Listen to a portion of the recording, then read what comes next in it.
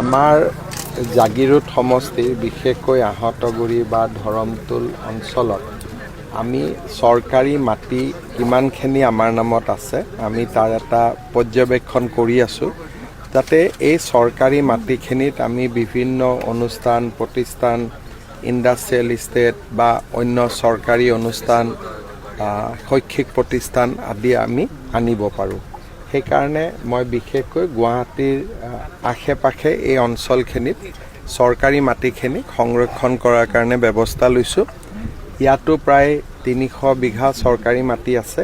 মই আজি চাই গ'লোঁ আৰু মাটিখিনি যাতে সংৰক্ষণ হৈ থাকে। এতিয়া কোনো আঁচনি নাই, খালি সংৰক্ষণ যাতে হৈ থাকে, এইটোৱে মেইন কথা। ছাৰ যোৱাকালি ৰাজেন গোহাঁই ছাৰ মই ইলেকশ্যন হৈ গ'ল, এতিয়া ৰাজনীতিৰ কথা নুসুধিব, একেবাৰে 29 মানত সুধিব আৰু এইকেইদিন আৰু অলপ ৰাইজৰ কাম হৈ থাকক, হ'ব?